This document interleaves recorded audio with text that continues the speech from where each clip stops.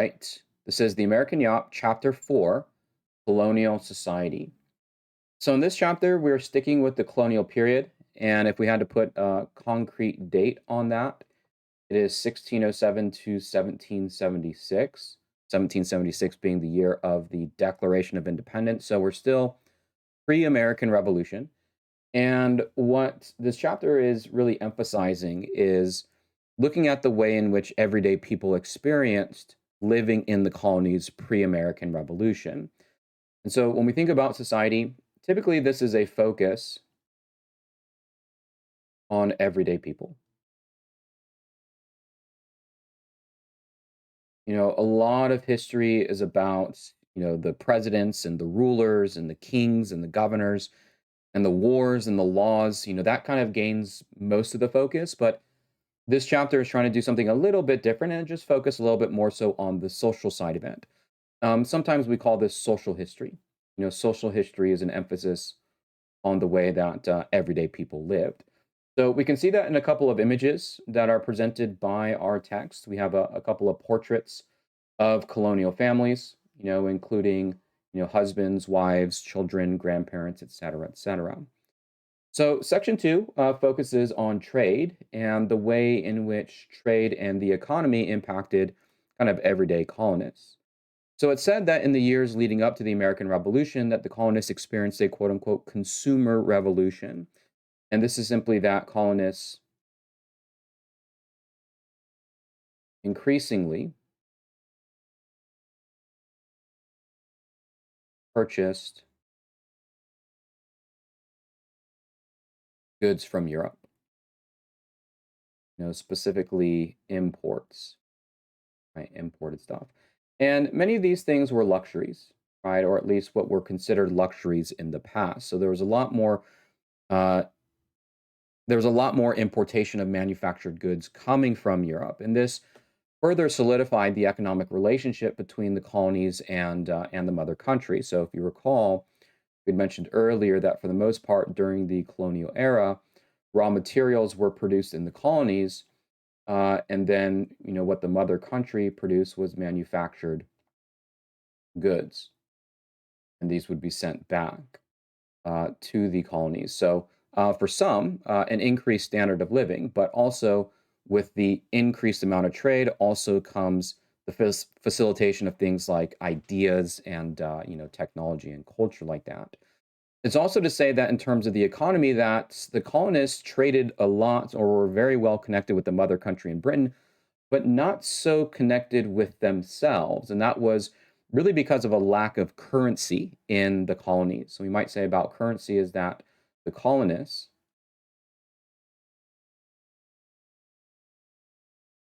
lacked currency. And currency is just money, right? I mean, if we're not entirely clear, it's simply just money. In order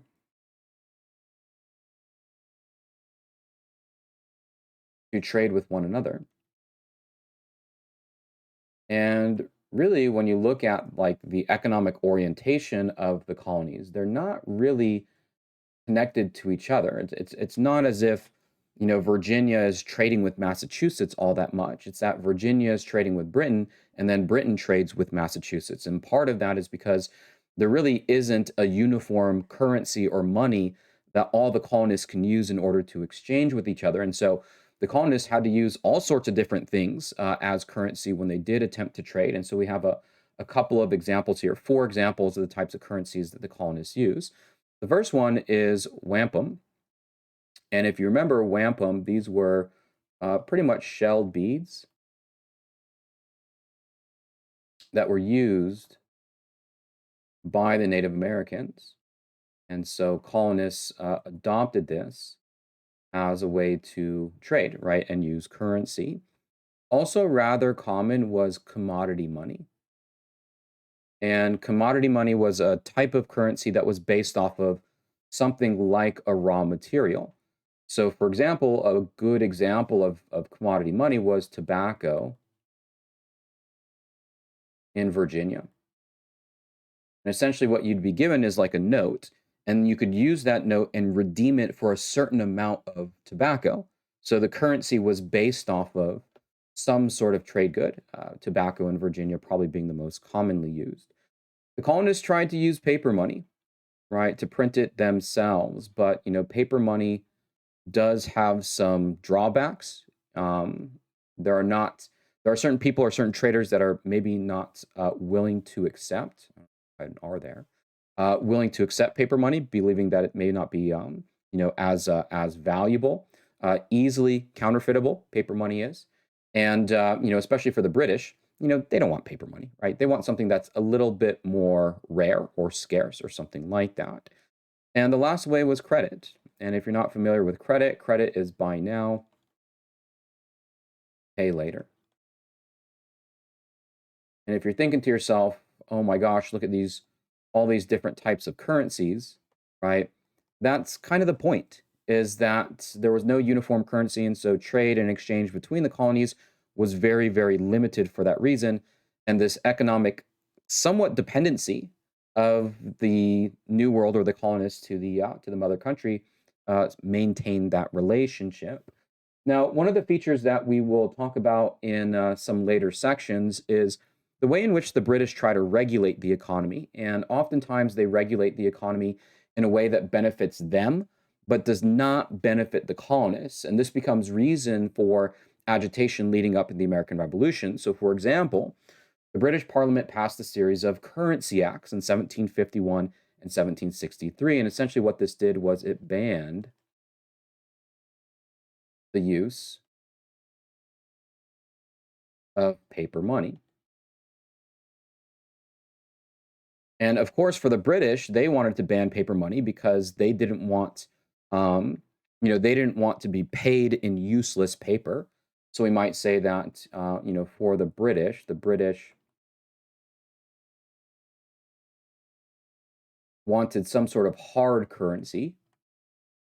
For the most part, it was silver. But if silver was rare, then maybe they would accept something like tobacco.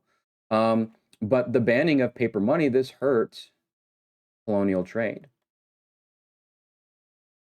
right? To make a long story short, this helped Britain hurt the colonies. Now, as far as the relationship between Britain and their colonies, the North American colonies, the 13 colonies, are somewhat of an afterthought. And this is worth mentioning here that as far as the New World profit making enterprise goes, it was the British Caribbean that actually produced far more value for the empire. So even when it came to making economic decisions, oftentimes the British Parliament has the Caribbean in mind, and the North American colonies are somewhat of an afterthought. Recall that in the Caribbean, these are primarily sugar plantations, and sugar is uh, far more profitable than tobacco and other things. Spelled that. All right, let's do this again. Sugar plantations, and just to make a point, your textbook mentions that Jamaica, which was a British sugar colony, was more profitable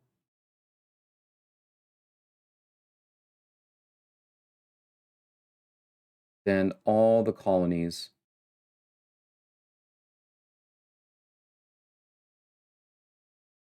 of North America. All right, this one small sugar producing island could produce more profitability for the British Empire than all of the 13 colonies, right? So pretty significant. It's also worth mentioning here a law that we'd mentioned in the last chapter, and that is the Navigation Acts, because the Navigation Acts become one of the major contributing factors to the outbreak of the American Revolution. And if we need a refresher, the Navigation Acts were laws that banned colonial trade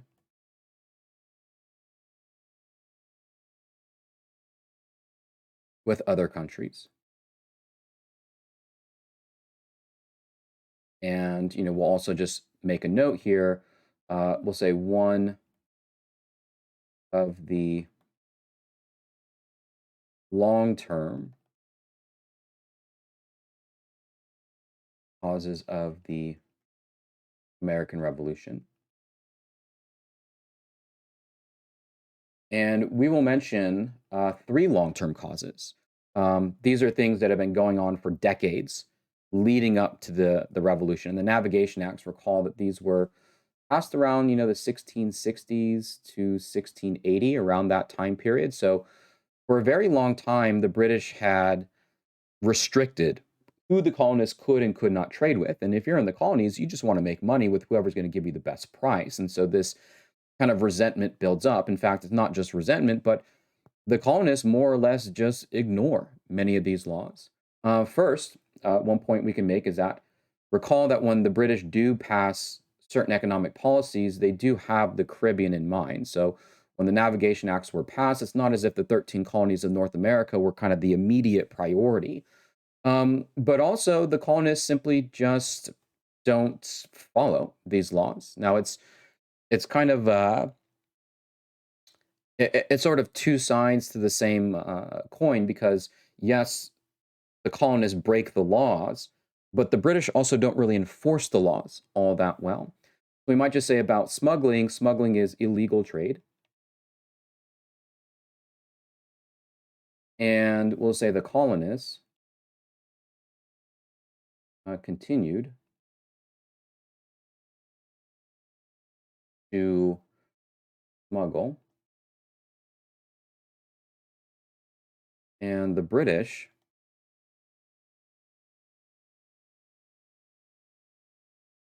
did not enforce it.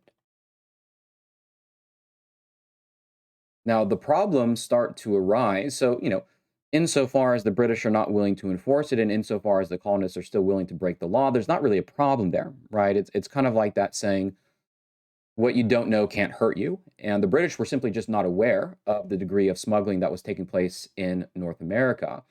It's only later on when the British find out that they try to crack down on the smuggling, and that's when a lot of the problems get started.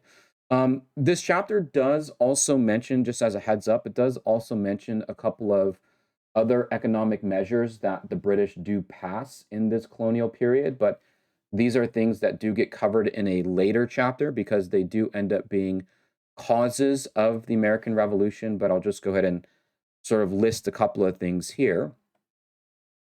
Parliament would eventually pass the Sugar Act. The Sugar Act is a crackdown on this smuggling. This doesn't come until, I mean, these are laws that come after, we'll say after 1760 reforms. So colonists had been smuggling for almost 100 years, and now the British passed the Sugar Act, which is a war on smuggling. They also passed a law called the Stamp Act, which is a tax to raise revenue, and they pass a law called the Townsend Duty. So these are all examples of British interference in the colonial economy or British regulation of the colonial economy that is going to be met in pushback. And again, we'll get into more details in the next chapter or later on in the section, whichever, as far as how these things play out and how they contribute to the American Revolution. Here, the point is that a lot of the reforms and policies that the British had for the economy were not in the interest of the colonists, whether that was the Navigation Acts or the currency laws or whatever it was. There is a conflict here when it comes to the economy. Now, one benefit we might say that the growth of this trade or this consumer revolution between the colonies and the mother country was that port cities, especially, grew pretty significantly in these years, and specifically, it's the cities of New York and Philadelphia. Oops.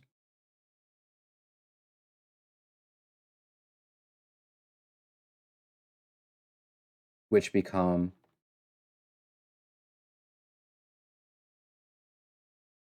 the most important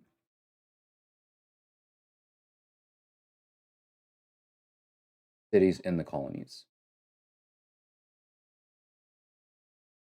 Section 3, slavery, anti-slavery, and Atlantic exchange. So in this section, we're going to look at the ways in which slavery varied throughout the colonies. We can say that by 1750, slavery was legal in all 13 colonies,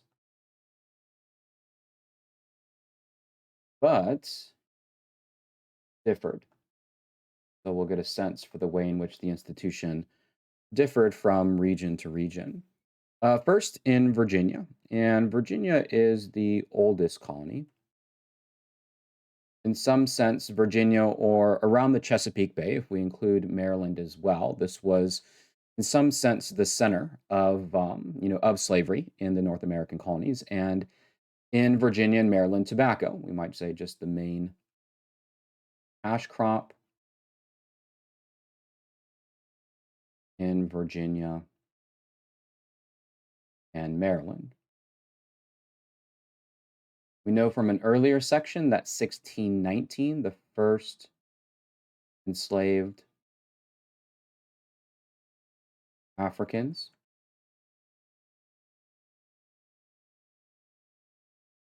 were brought to Virginia, right, to Jamestown, which later on became Virginia. And by the time that we get to, the 1750s and on the cusp of the American Revolution, in terms of statistics, we're talking about 100,000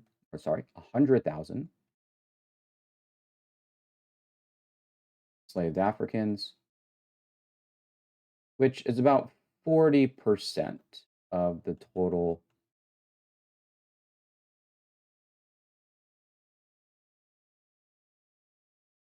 enslaved, I will say, in North America. Again, this is the colonial era, and during the colonial era, certainly slavery in some ways was kind of centered around the Chesapeake or centered in Virginia. Now, tobacco came with it a specific type of slave labor that we identify or describe as gang labor. Gang labor was the type, we'll say, labor system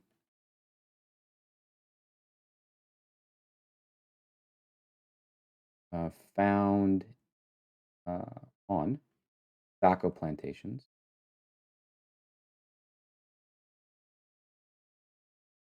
And this was a type of labor system that required people to work outside, typically very long hours from sunrise until sunset, sometimes, chained to other enslaved individuals or, working as a gang. So we might just describe this labor as physically demanding. It is sunrise till sunset. It is constant. And it comes with close supervision. Typically, drivers or overseers. A driver or overseer is someone who monitors and regulates enslaved labor. So we might just say about drivers and overseers present on tobacco plantations.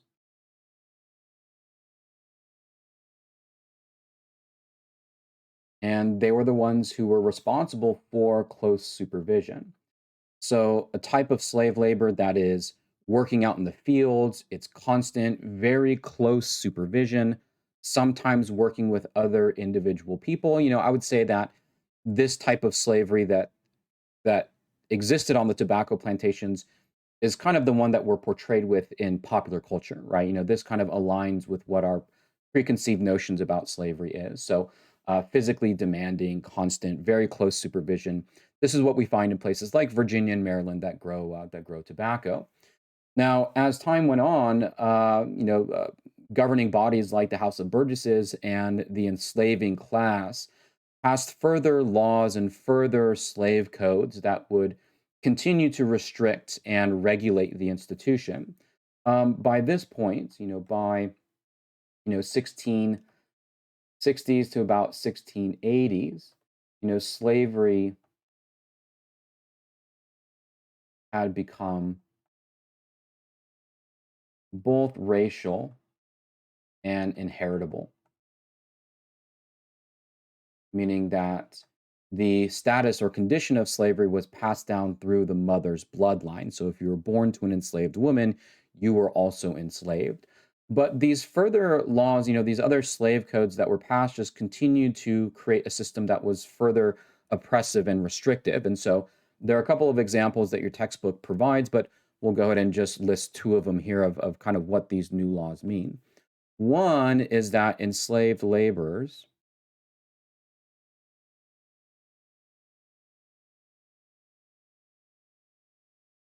could only be free if they left the colony. And so, for example, this would not allow for a free black population to exist in many of these colonies that pass laws like this. These laws in particular are for Virginia, but a lot of other colonies in the South would pass similar laws. So this would be like an additional measure. Another one is that an enslaver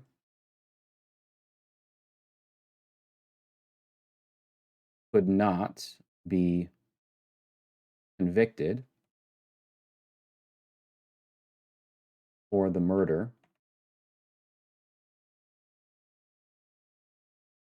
of an enslaved person.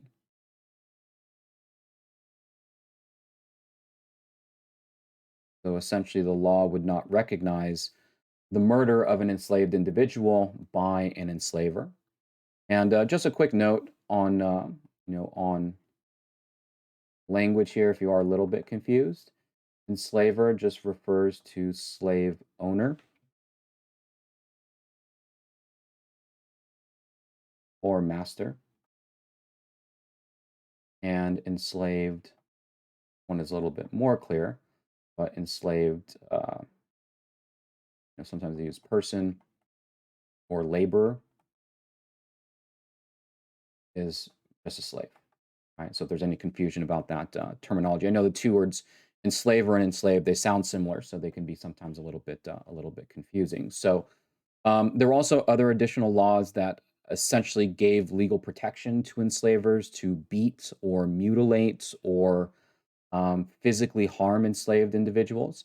And these were all tools meant to uh, further the system of oppression in the Southern English colonies and to enhance profits, at the end of the day. Now, one similarity that we can make or we can draw between the colonies of Virginia and some of the other colonies like Georgia and South Carolina is that many of the slave codes are similar. But once we get down to South Carolina and Georgia, let's say what's similar to Virginia. But once we get down to South Carolina and Georgia, the commodity changes. So it's not tobacco that's being produced there, but instead it's rice. And with rice comes a different version of slavery or a different type of slavery where we can track a little bit of the differences. So rice, we'll call this crop grown in the low country. The low country, this was something that sometimes they referred to as South Carolina and Georgia. And once again, just a side note, Chesapeake, if they ever use the term Chesapeake, this is Virginia and Maryland. So you can call them by the specific colonies, like the name of the colonies, like Virginia and Maryland, or you can refer to the geographic area, right, around the Chesapeake Bay or in the Low Country. And what's interesting about rice is that this was a crop brought from Africa,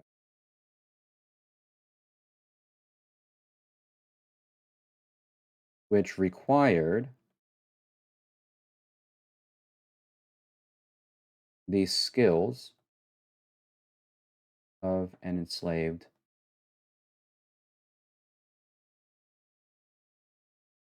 person to grow. So because the crop was not as familiar in the New World or familiar to English settlers, some of the enslavers didn't understand the ins and outs of how to grow this crop, and it was actually, in some sense, the skills that came with people across the Atlantic Ocean that allowed for rice to be grown. Another factor that we might also include here is that when we look at places like Georgia and South Carolina, these are territories or these are areas that are, you might say, more prone to disease.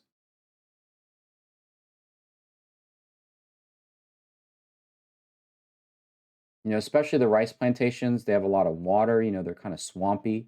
And the swampy geography of South Carolina and Georgia makes it really ideal for things like mosquitoes and spreading malaria and stuff like that. So, a combination of the geography not being entirely inhabitable and the fact that enslavers were more dependent on the skills and knowledge of the enslaved individuals, this gave rise to a different type of slavery in the low country called the task system, which was unlike gang labor that we saw in the north. So the task system, this was a system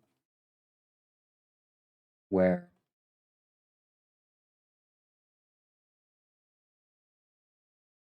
enslaved workers were given a task to complete for the day. And so it didn't have quite the same type of supervision. And in fact, one of this was simply just a fact or a consequence that the enslaver and plantation were much farther away. And this led to, so what were the consequences? Led to more independence, uh, freedom, and preservation of culture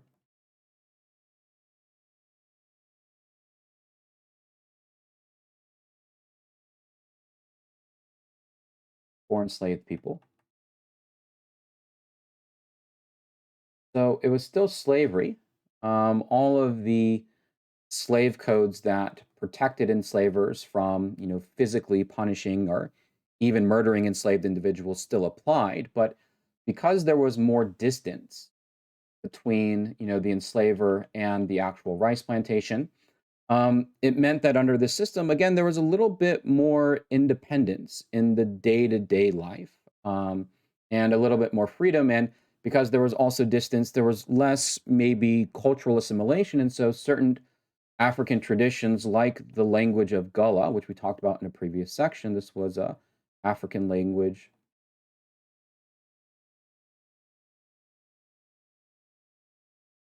uh, in, we'll say, British North America.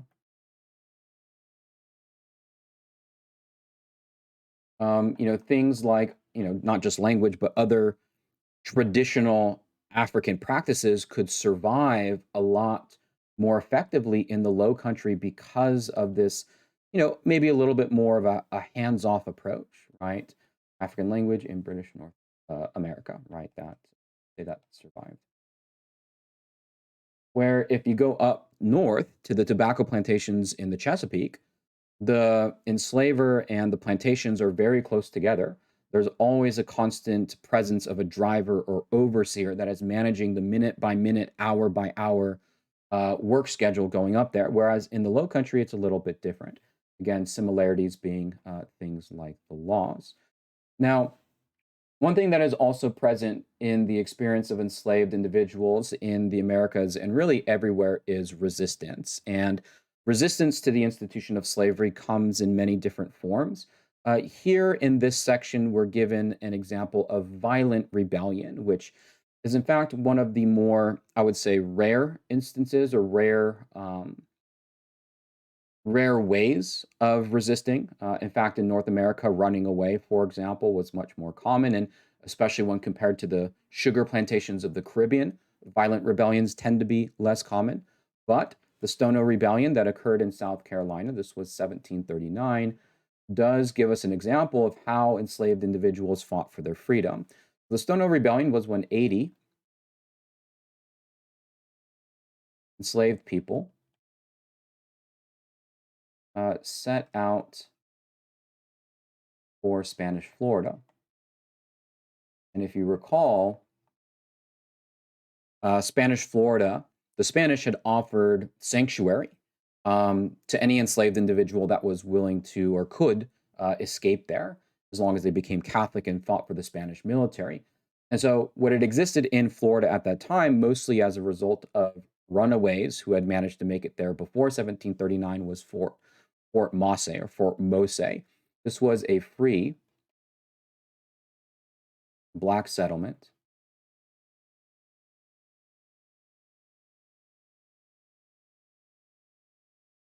in Spanish Florida.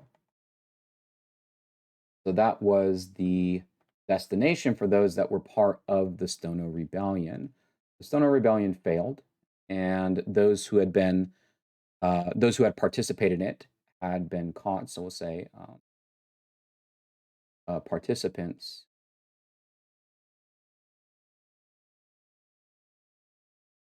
were captured,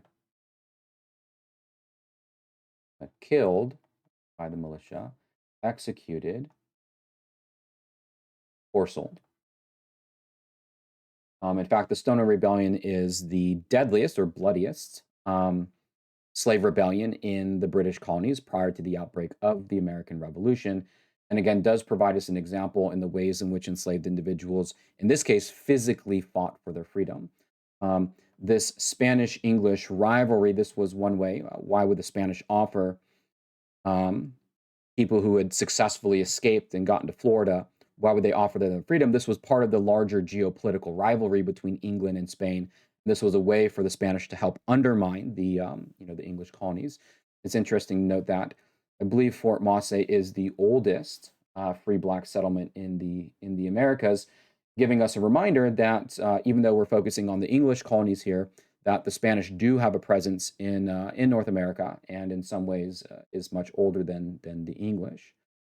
Now, the comparison between the Chesapeake and the Low Country, that's really in some ways kind of the major focal point. And again, the difference between gang labor and the task system does give us an understanding about how the institution of slavery could and did vary in the colonies, and also gives us an idea of what slavery looked like before the big transition to cotton, which is, I would say, the way that we probably mostly understand slavery today. But cotton is not until a later development, right? Cotton doesn't come out until after the American Revolution.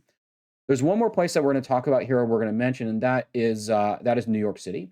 Um, New York City, again, it's different in that it is in the north, but New York City used to be a previous Dutch settlement.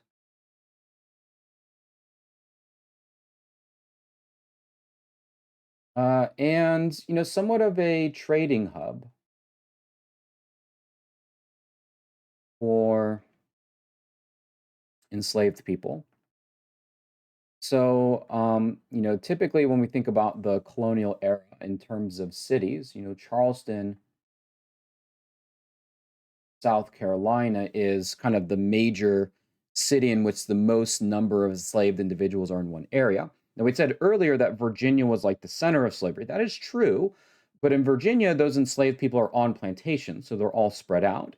If we're talking about the most number of enslaved people in one area, Charleston, South Carolina is number one. That was a major port city into the southern colonies where slavery is, that's really where slavery is much more prevalent. But number two was actually New York City in terms of the number of enslaved individuals there. In fact, in the colonial period, about 40% of New York population was enslaved. Now, again, most of them are, kind of awaiting transport to some other location, but there was a limited amount of enslaved labor that was going on in these large tracts of land called patroonship. So a patroon, this was a Dutch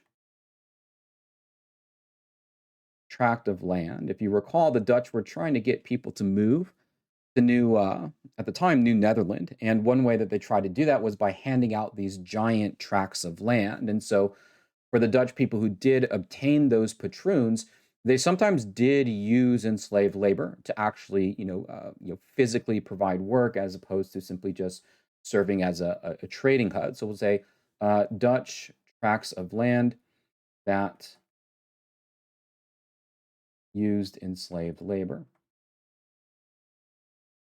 And what we find in New York in the colonial period are a series of trials in 1740 that have to do with slavery. And this also gives us a great example of the ways in which revolt and rebellion amongst those who were enslaved affected the rest of the colonies. And that is to say, even though slave revolts more or less never succeeded in their destination or in their goal, like the Stono Rebellion, one thing that they were successful in doing was creating a sense of fear and paranoia.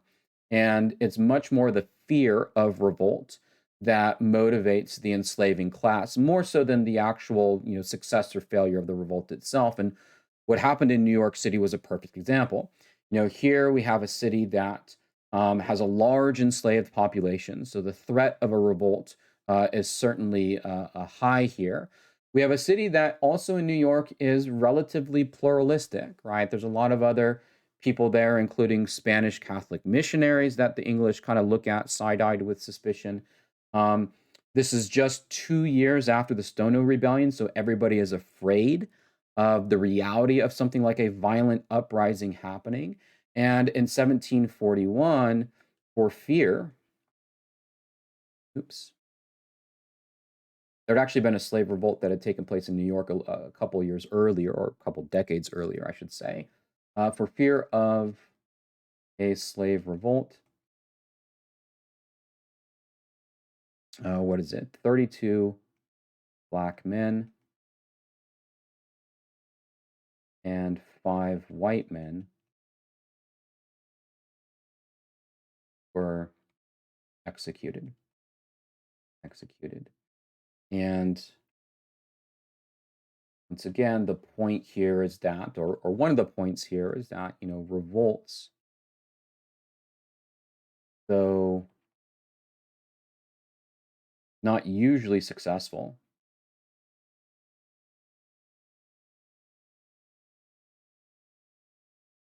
did create a fear and paranoia of revolt. Now, even though slavery was legal in all of the colonies prior to the American Revolution, there were some anti-slavery voices or doctrines that were coming out. And one of the earliest groups that vocalized their opposition to slavery are the Pennsylvania Quakers. Um, Again, we'll call the Quakers the earliest, or one of the earliest.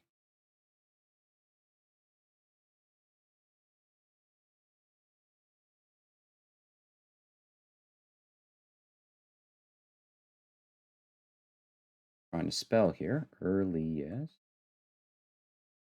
I'm having so much trouble with this word.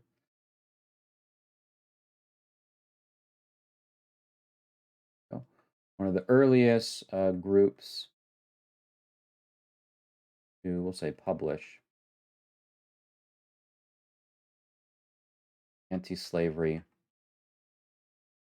views.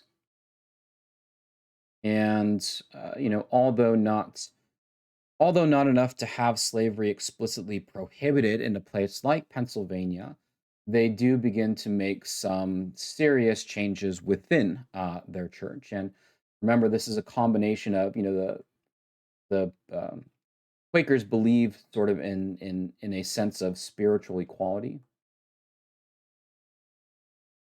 This notion that everybody is kind of like equal when it comes to their souls. And they're also pacifists, right? They don't recognize or don't use violence. And so, because they believe in spiritual equality, because they don't want to use violence, this is, kind of the ingredients that lead them to, approach this anti slavery message. In 1772,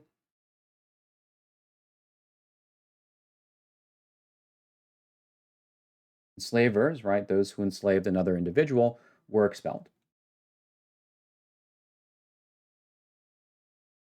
from the religion.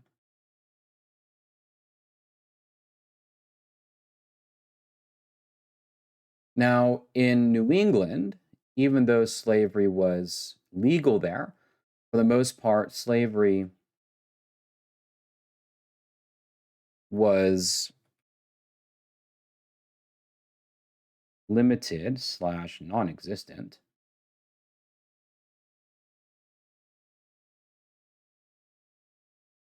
due to cold climate and lack of cash crops.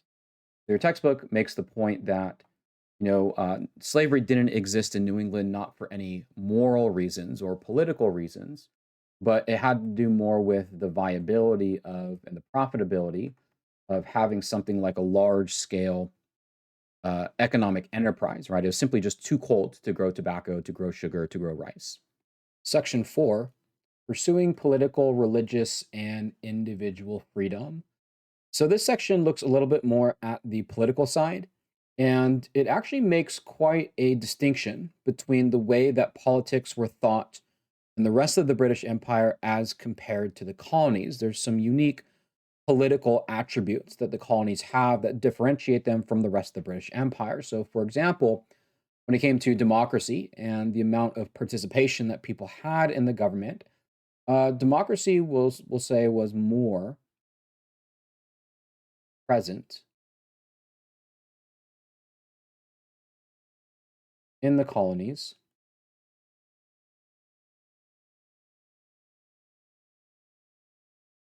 than the rest of the British Empire. Now, part of the problem of looking at the political structure of the colonies is that each of the 13 colonies have their own governing system. So there's a little bit of variation depending on which colony we're talking about.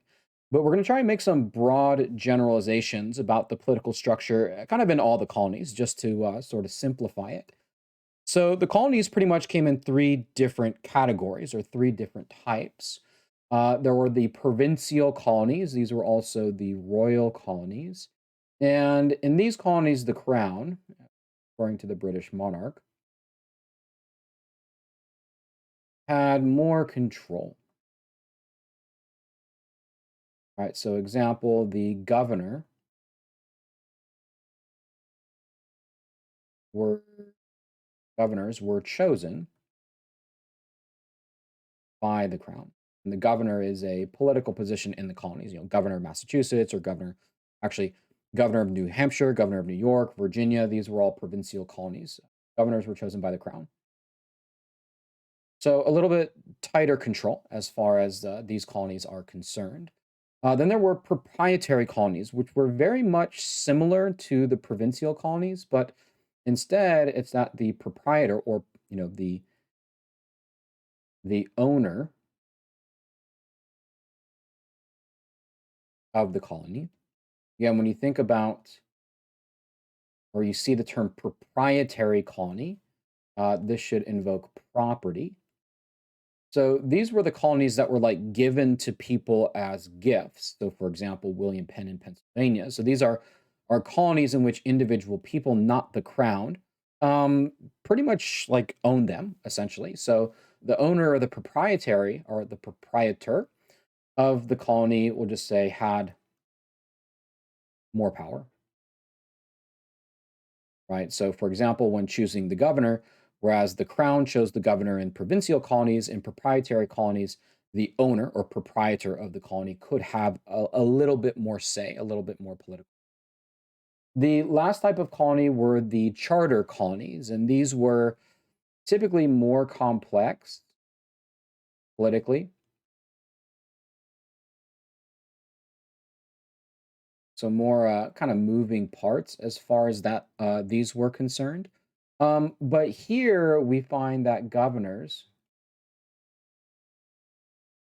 are in some way, shape, or form elected, right? So we might say that the charter colonies, these were, in some sense, although not explicitly, more democratic, right? That the people in those colonies had more say. They didn't have to deal with the king or deal with the proprietor, as in some of these other colonies. And this would have been your New England colonies like, Massachusetts and Rhode Island and some of these ones. Now, as far as colonial politics were concerned, the colonial governments were more or less separated into three different kind of sources of control or sources of power. On the one hand, each colony had a governor, and depending on what type of colony that was, the governor was either chosen by the crown, chosen by the proprietor, or actually elected by the members of the colony. But typically speaking, the governors in the colonies, they really had the interests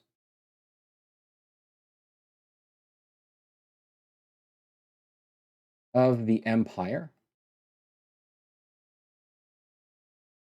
in mind, right? So they had to do, if you were the governor of Massachusetts or governor of New York, you had to act in a way that was beneficial to not just the people in that colony, but you also had to consider the entire empire.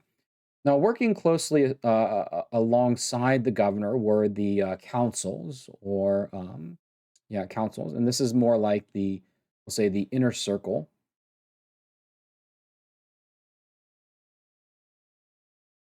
of the governor. And again, they're mostly thinking about the empire. But then you also had colonial assemblies, and these were typically elected, and they did what was best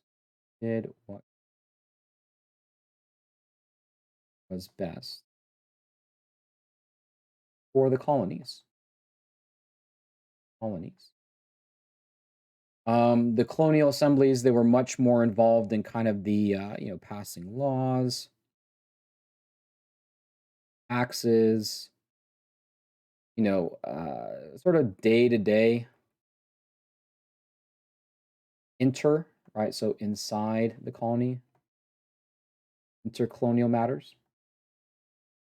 and certainly much more democratic. But this division between the governor in each of the colonies and the colonial assemblies, this was where you saw some of the political friction arise. So, for example, we might say just about colonial politics that the disagreements or conflicts were often between governors and assembly, right? Governors and assembly.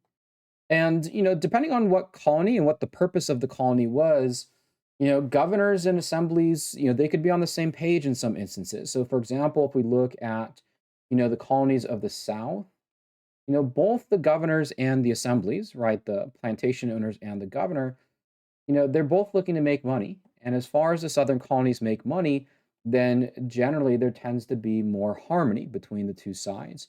Whereas when you get to the colonies of the North, I mean, why are the colonies what purpose do they serve, right? And the answer is the northern colonies don't they're not there explicitly to benefit the empire. First when the Puritans arrived, they wanted to practice their own separate religious community. But now these northern colonies are just kind of operating somewhat independently. A big problem in the north is, the prevalence of smuggling.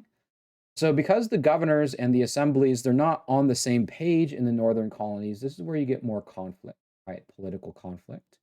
But again, this separation between governor and colonial assemblies, kind of serves as the source of tension as far as colonial politics go.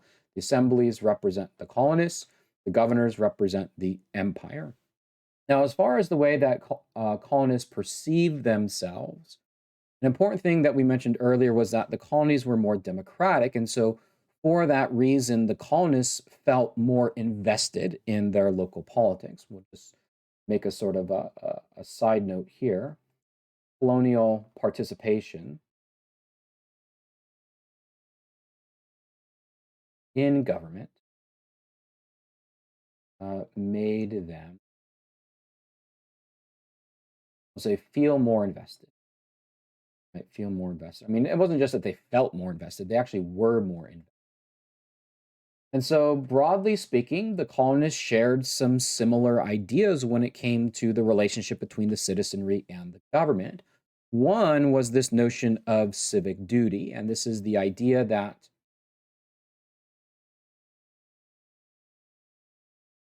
colonists should provide for the overall good. So, for example, pay your taxes. Paying your taxes was seen as a civic duty. Serving in the militia was a civic duty to protect one colony. So there was certainly a sense of investment, right? That you're not, if you go back into Europe, a lot of European politics was like nobles and kings ruling over people. But in the colonies, more democratic, people felt more bought into the system. They also believed in the notion of the social contract. This was the idea, it's a very important idea leading up until the American Revolution because it gives one of the major motivations for why the Americans break away. So this is the idea that government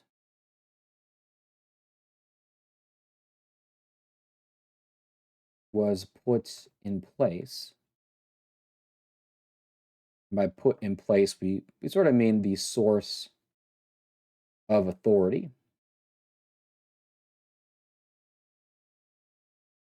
by the people.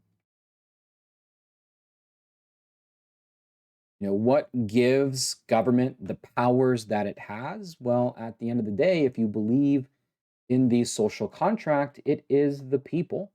And this notion that the source of authority of governments comes from the people. Um, if a government becomes abusive or overreaches its boundary, the logical conclusion is that the people should have the right to alter or abolish that government. The idea of social contract is very much influential in the making of the United States, but this was something that most colonists believed. And the last thing we say is equality before the law. And simply what we mean by equality before the law is that, like, no privileges for the elites. And a lot of this makes more sense when we compare it to, Europe. And especially the history. Now some of this is changing, but for example, this idea of civic duty, I mean, in Europe people weren't citizens, they were subjects, right? You were ruled over by the king. Instead of social contract, what rulers invoked was something called divine right. And divine right is the idea that God put kings on earth to rule over men. So it wasn't people that being sort of part of, or sorry, it wasn't that the authority to rule came from the people, it was the authority to rule came from God, and that's what monarchs had essentially did. And again, in terms of equality before the law in Europe, this was privilege, and it was the way in which the law didn't apply to the king, didn't apply to the nobles, and didn't apply to the commoners in the same way. Americans believe different views about government, right? And of course, some of these ideas were popular in Europe, but they really gain a foothold as far as the United States goes. Beyond the differences between Europe or Great Britain and colonial politics, there were also some other ideas that pertain to society. So we can actually draw some distinctions with something like family life. So, broadly speaking, families in the colonies or colonial families were generally larger, so bigger families. Um, they were younger marriages,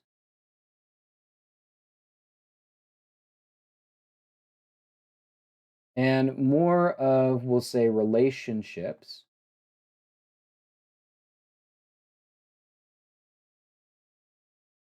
based on romance, right? As opposed to something maybe like tradition or politics. A lot of, especially for the noble classes, a lot of marriages were based off of, like, families of noble blood marrying into to one another. So, broadly speaking, bigger families, younger marriages, and more relationships based in romance.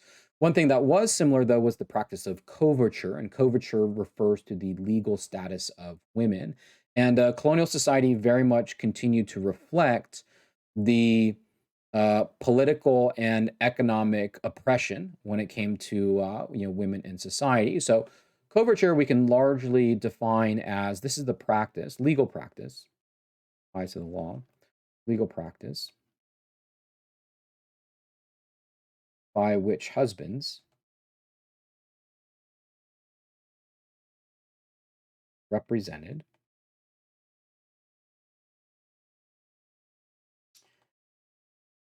their wives in economic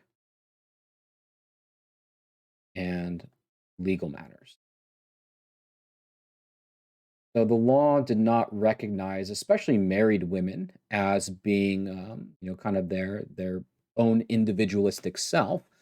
Coverture is sometimes described as husbands owning their wives, at least in terms of the way that the law viewed them. So this was something that was practiced in, coming from the old world in Europe, and it continued to exist in colonies. Now, one thing that was unique in the colonies was the popularity of print culture. Now, the printing press was a very important technology that had hit Europe going all the way back to like the late 1400s. In fact, the printing press was a very big instrument when it came to the Protestant Reformation, right? Getting people to break away from the Catholic Church. And if you recall, in an earlier chapter, we had mentioned that for Protestants, it was a big deal. In fact, salvation for you to be able to read and write, because in order to achieve salvation, you need to read and write you need to read the Bible.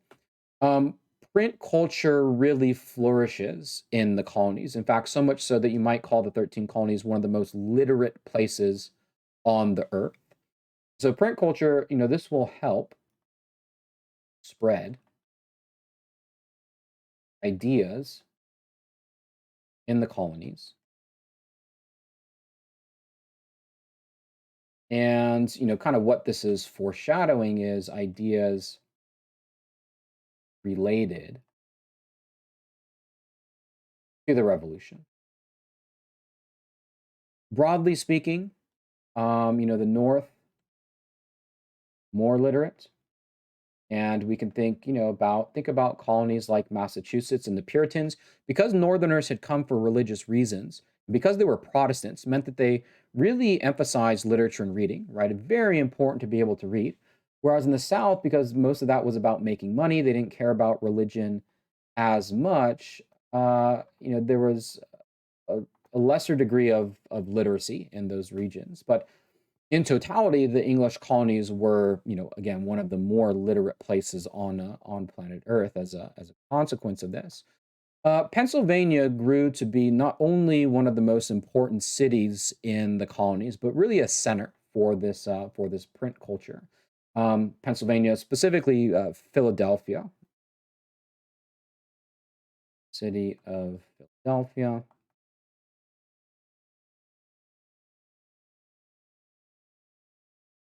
became most the most popular. I'd say most important. I think that's you might be able to argue that city in the colonies and a capital for print. Right, what was printed in Philadelphia was sent all throughout the colonies. In fact, the founding father, Benjamin Franklin, in his day job was a printer. In fact, we'll say was the most read printer in all the 13 colonies.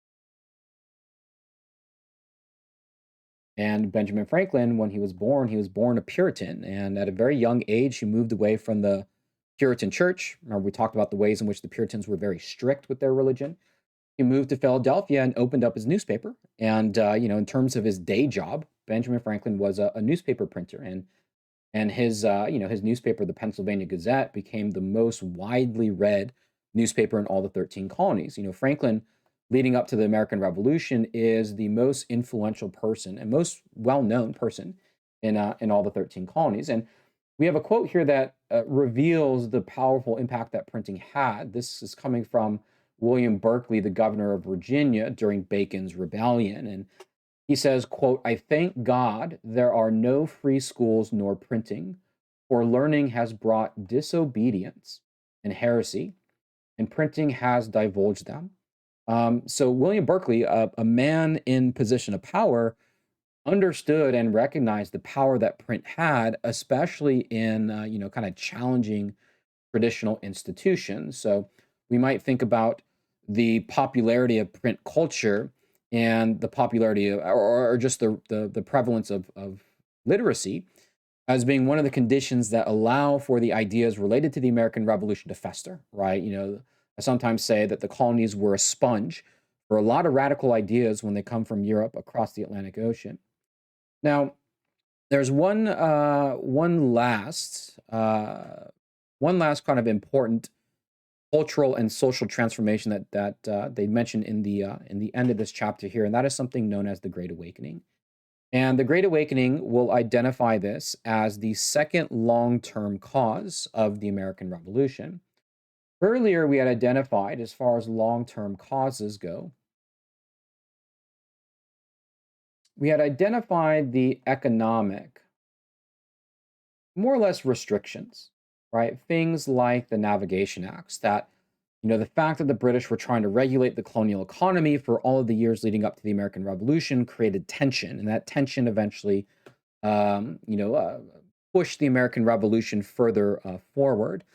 The second long-term cause is the Great Awakening, and the Great Awakening, in short, is, we'll call it, a major religious revival, right? It's a social and cultural movement that spreads across the 13 colonies, in which you see things like, church attendance, purchases of the Bible, all increased, right, significantly. And that is to say that Americans had kind of lost a little bit of their connection with religion up until this point, especially from the Puritan background. The strictness of the Puritan church caused a lot of people to move away from it. And, people like Benjamin Franklin. Another thing that was also true was the fact that religion, because of the emphasis on literacy, had become an intellectual pursuit. The very first colleges that were established in what is today the United States, Yale and Harvard. Yale and Harvard were created to train ministers, and church had become in some ways over intellectualized, and it had become sort of relegated to an elite literate class. The Great Awakening challenged this, and probably the message at the heart of the Great Awakening, at this major religious revival, is that religion is emotional, not intellectual, right? You don't learn about your religion, you feel your religion. And because of that, it allowed for a lot of other people to join the church who might have been, turned away or intimidated, or, because they couldn't read, it maybe prevented that. The two most famous revivalists were Jonathan Edwards and George Whitefield. Jonathan Edwards is most famous for his sermon, Sinners in the Hands of an Angry God. And, he toured the 13 colonies. People would go out and listen to his sermons. The sermons were so emotional. I mean, we can even see the word angry in this sermon, right? It's not that God is just God, but God is an angry God. And the way that people interacted with these sermons was, they would become very much involved, having spasms or convulsions out in the crowd.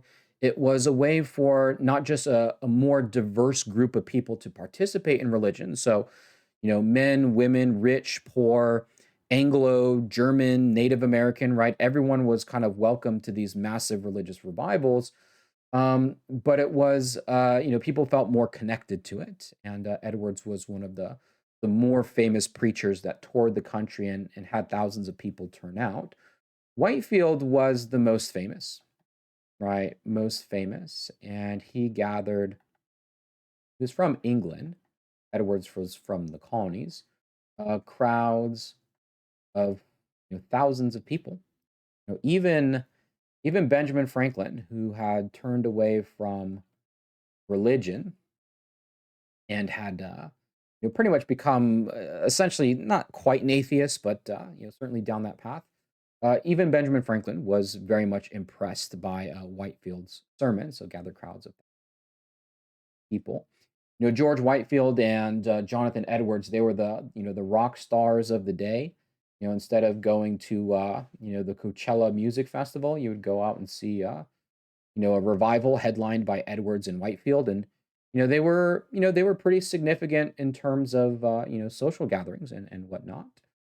Here we have a quote from Whitefield that said, "The Christian world is dead asleep.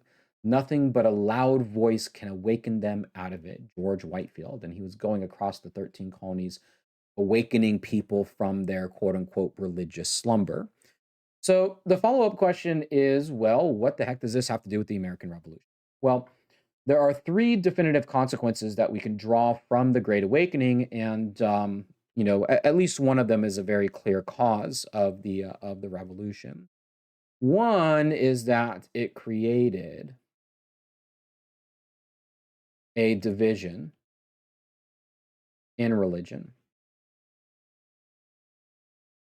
right? Created a division in religion.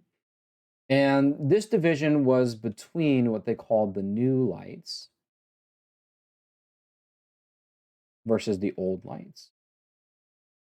So a new light, this is somebody who likes the emotion of the Great Awakening. They embrace the new style of religion that Whitefield and Edwards are promoting. The old lights, they're old school. They like kind of the old school intellect way. Religion is not just a giant party. Religion is a very serious matter, and it's only the trained ministers that have the authority to speak on religious matters. Whereas new lights would say, if you feel God, let the world know, right? You don't need any sort of authority for that. And um, one of the reasons also why this is important is because when you look at the colonies on the verge of the American Revolution, there is no one single religion that dominates all the rest. And so you might be able to say, well, because there was no dominant religion, you're right, you had all these religious groups like the Puritans and the Quakers and the Baptists and the Methodists. And within each of those churches, you had new lights and old lights, right? So there were Puritans that were new lights that said, look, I kind of like this new way of doing things. And there were Puritans that were old lights, right? So the country is fractured religiously. And because no one single religion dominated everyone else, it allows for the country, the United States, to talk about religion in a more tolerant way, right? Because there's such religious diversity. A second thing that we can think about in terms of the Great Awakening was that it created, you might say, an individualistic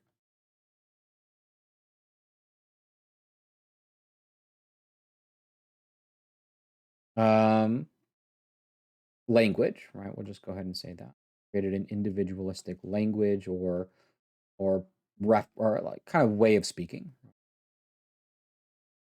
Actually, created, this is a better way, the language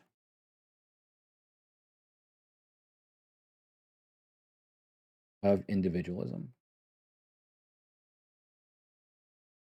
And the last thing is inspired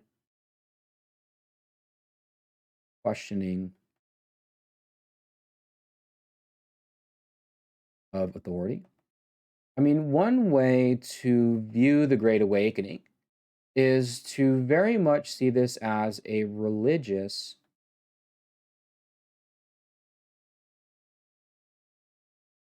revolution. I mean, that's what it is. I mean, people are challenging the elite's learned ministers, telling them, no, you're doing religion wrong. We're going to do it another way, and we're going to do it in a way that appeals to the masses. And so it's not hard to make the connection then to say, well, look, before the American Revolution, the colonists, they'd kind of gone through their own mini revolution in the churches. And so, you take a hop, skip, and a jump from religious revolution to political revolution and say, look, there was already a culture and a language of dissent that existed in the colonies prior to the American Revolution. They had just taken what they had done earlier in the churches and then brought it to the assemblies and brought it to the governors. Section 5, 7 Years' War. So, one thing that was also accurate about the European colonies of North America, not just the British, was that when European countries went to war with each other, their colonies also went to war. So, we might say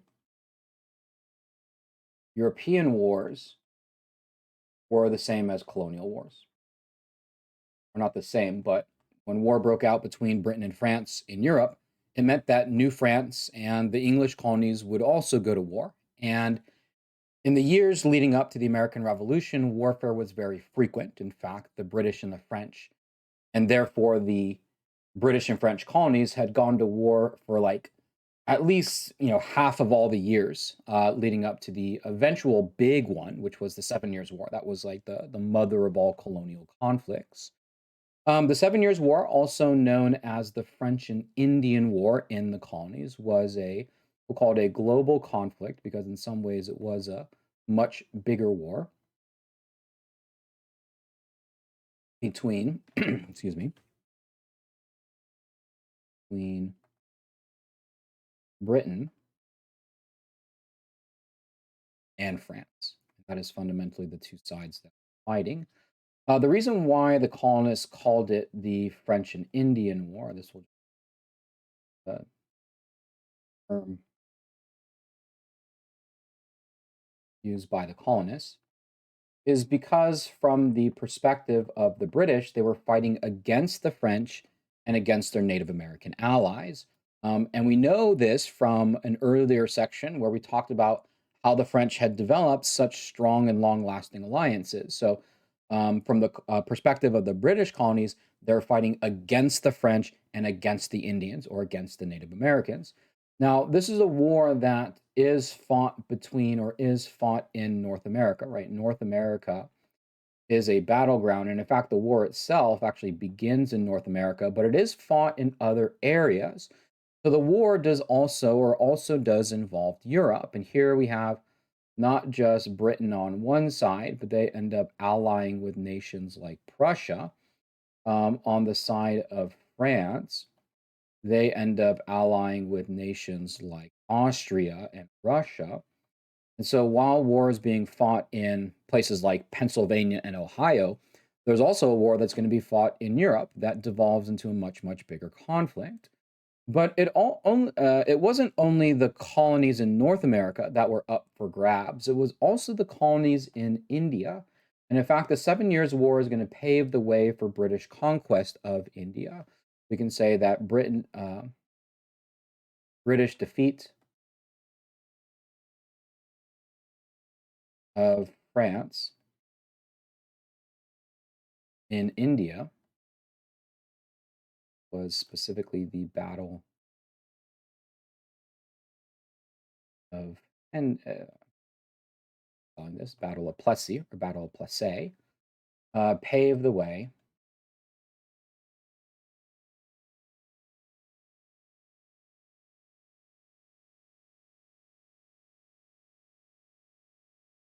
for British control of India.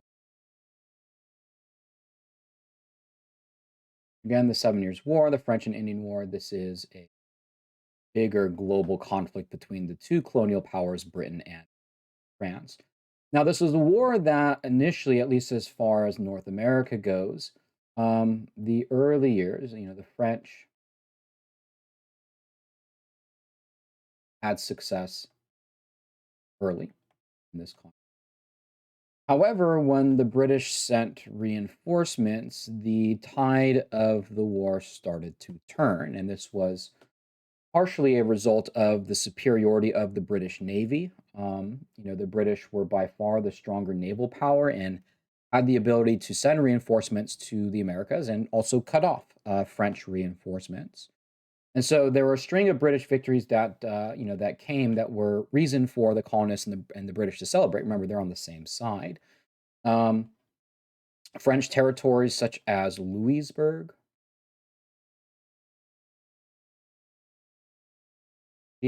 was captured by the British in 1748. The French capital, Quebec, fell in 1759, and Montreal, another big city in the French territories of North America, was captured in 60, and we'll just British captured all these French cities. And these were all cities in the New World. So, what came of this war was British victory, right? The British won.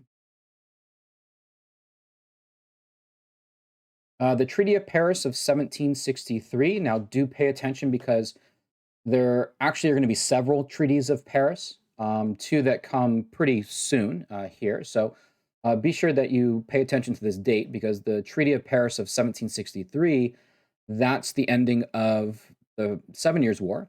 The Treaty of Paris that comes in the 1780s, that's the one that ends the American Revolution. So this one specifically, 1763, probably the most important aspect of this was not just British victory, but as a result of this British victory, Britain gained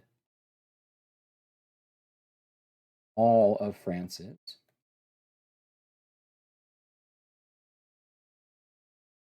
land in North America. So New France, as you know, as we learned, talked about New France and the fur traders and the Jesuits.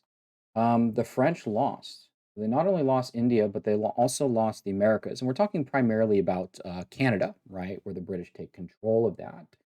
And we'll learn in the next chapter that not just the new territory that was won will create some problems for the British Empire, but really the British presence in the colonies. Because when they fought the Seven Years' War, the British had to send over soldiers and send over bureaucrats and send over, generals. And so when they did that, the relationship between the colonies and the British became, in some ways, closer.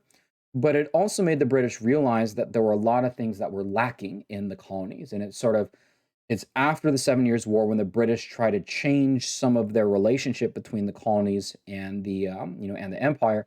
It serves as a catalyst for the causes of the American Revolution, right? A lot of times, any discussion about the American Revolution, why it started, always begins by discussing the Seven Years' War and the problems that were left afterwards. And British acquisition of more land is one of them. One thing that we should also consider as far as this conflict goes, and this was the way that the colonists perceived it, was that this was also religious, right? It wasn't just Britain versus France, but this was Protestant versus Catholic. And the French represented the Catholic side, as this quote reveals from a British, I guess, soldier on the conquest of the French city of Quebec. He remarked, quote, "The time will come when Pope and Friar shall both be roasted in the fire, when the proud Antichrist whore will sink and never rise more." All right, last section, section 6, Pontiac's War. So I want us to take a step back and just reflect on what has happened in North America ever since the first Europeans arrived there. And that is, we had described the relationship between European settlers and Native Americans as this middle ground. And in this middle ground, there was no one singular power that dictated to everyone else, right? That alliances could be made between the various tribes and various European powers to kind of balance everyone out.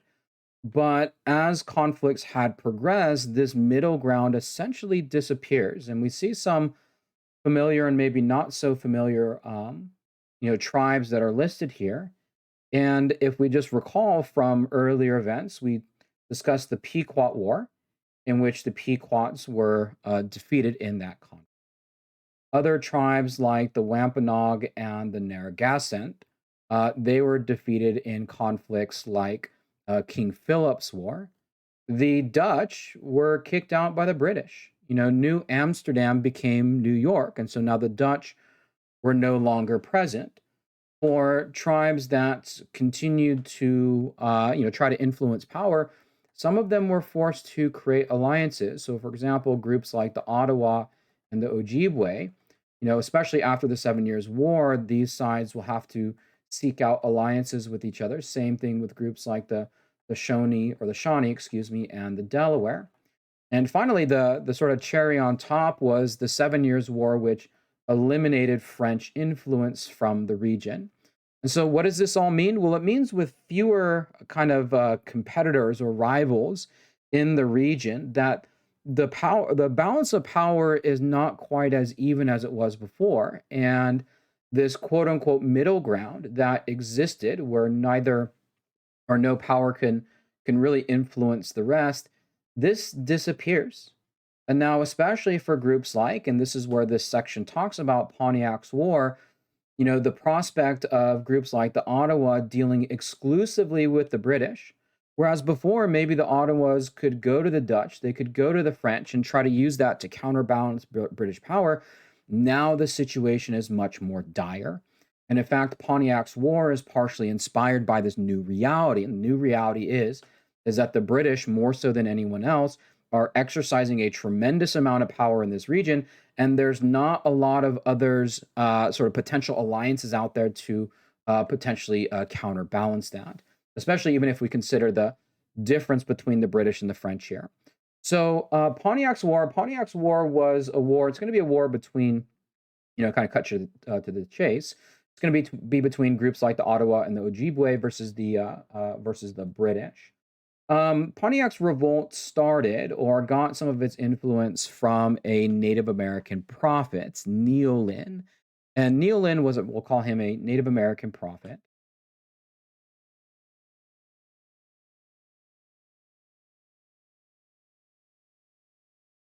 And again, the context of this is that the middle ground is disappearing, who preached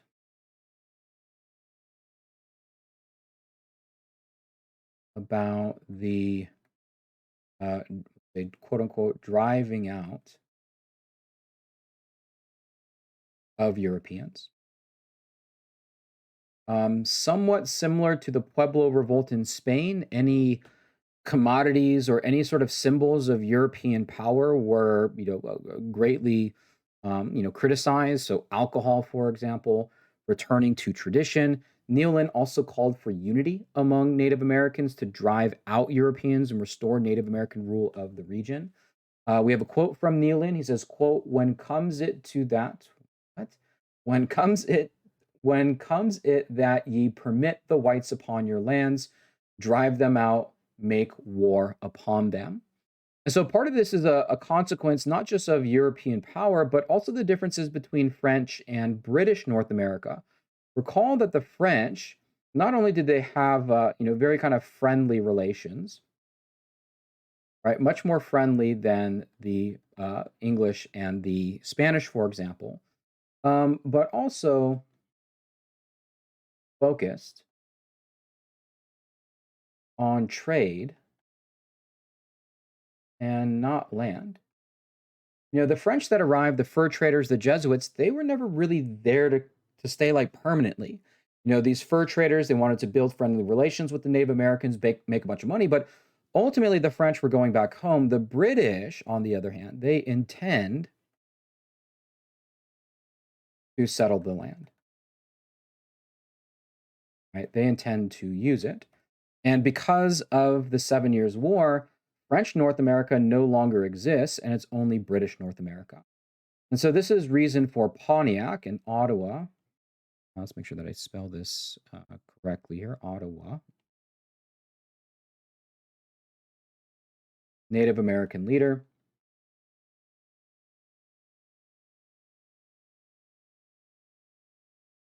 Who launches a war on the British colony. Realizing the circumstances, the French allies are gone, the British are here to take land. Inspired by Neolin, he took Neolin's message to heart and into action. Pontiac launches a war against the British colonies, right? Pontiac's War, as we mentioned earlier. Now, one feature of this war is that it is very, very violent. Right? This is maybe the climax of mutual hatred between Native Americans and European settlers, or very violent, very very violent. And from the perspective of the British, yes, they're certainly happy that they won French territory, but Pontiac's war is proving to be more burdensome than maybe beneficial. And the British very much see this as a crisis, right? A crisis or a problem to be solved because at the end of the day, the British don't want violence, if they could avoid it if possible. And same thing is true with Native Americans, right? If they could avoid violence, that would also be the optimal outcome. And so what results from this is a British reform in the colonies called the Proclamation Line of 1763. And what this did was it made a boundary